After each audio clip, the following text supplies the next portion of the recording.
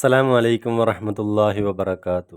പ്രിയ വിദ്യാർത്ഥികളെ, ഇന്ന് ഞാൻ നിങ്ങളോട് പറയാൻ പോകുന്ന വിഷയം സമസ്ത 2022-23 പാദവാർഷിക പരീക്ഷയിൽ 5ാം തരത്തിലെ താരീഖിൽ നിന്ന് വന്ന ക്വസ്റ്റ്യൻ പേപ്പറും അതിൻ്റെ ആൻസർ ഷീറ്റിനെയും കുറിച്ചാണ്. അതെങ്ങനെയാണെന്ന് നമുക്ക് നോക്കാം. സെക്ഷൻ 1, ബ്രാക്കറ്റിൽ നിന്ന് യോജിച്ചവ ചേർക്കുക. അതിൽ 6 ചോദ്യങ്ങളാണുള്ളത്. ഒന്നാമത്തത്, ഉഹദ് യുദ്ധം ഉണ്ടായ മാസം ഷവ്വാൽ. 2, ഉഹദ് യുദ്ധം ഉണ്ടായത് ഹിജ്റ 3-ാം വർഷമാണ്. 3, ബദർ യുദ്ധമുണ്ടായ മാസം റമളാൻ. 4, മദീനയിലെ ജൂതഗോത്രം ബനു ഖുറൈള. 5, പ്രതിരോധത്തിനുള്ള അനുവാദം ലഭിച്ച മാസം സഫർ. 6, സമാധാനം സ്ഥാപിക്കുക എന്നതാണ് ഇസ്ലാമിൻ്റെ അടിസ്ഥാന ലക്ഷ്യം. ഇനി സെക്ഷൻ 2, കോളങ്ങൾ പൂർത്തിയാക്കാം. എണ്ണം സഹാബികൾ. ബദർ യുദ്ധത്തിൽ മുസ്ലിം പക്ഷത്തുണ്ടായ സഹാബികൾ 313, കുതിരകൾ 3, ഒട്ടകങ്ങൾ 70, അങ്കികൾ 6. സെക്ഷൻ 3, പൂർത്തിയാക്കാം.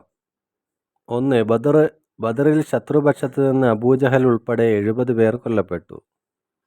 2, യുദ്ധവും അക്രമവും ഒരിക്കലും ഇസ്ലാം പ്രോത്സാഹിപ്പിച്ചിട്ടില്ല. 3, ബദറിൽ സഹാബികളിൽ നിന്ന് 14 പേർ ഷഹീദായി. 4, ബദറിൽ ശത്രുക്കൾക്ക് 600 അങ്കികളുണ്ടായിരുന്നു. 5, ഉഹദിൽ ശത്രുപക്ഷത്ത് 300 ഒട്ടകങ്ങളുണ്ടായിരുന്നു. ഇനി സെക്ഷൻ 4, ഉത്തരം എഴുതാം.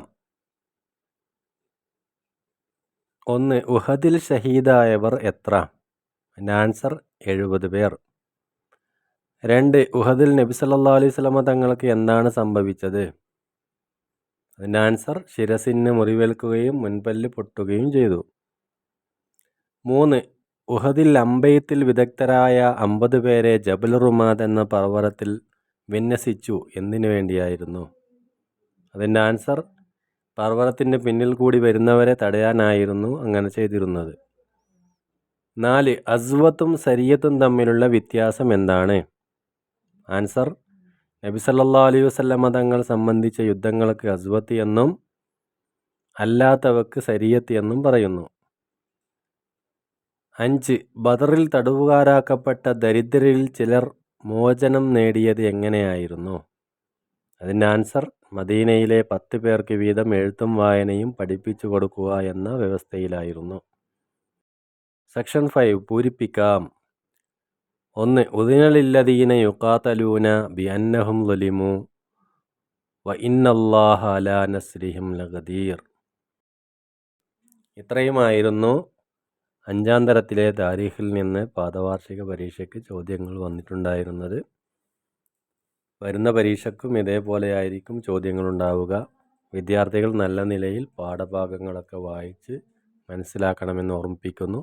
പരീക്ഷയിലും മറ്റും ഉന്നത വിജയം നൽകി അള്ളാഹു അനുഗ്രഹിക്കട്ടെ എന്ന് പ്രാർത്ഥിക്കുന്നു. അസ്സലാമു അലൈക്കും വറഹ്മത്തുള്ളാഹി.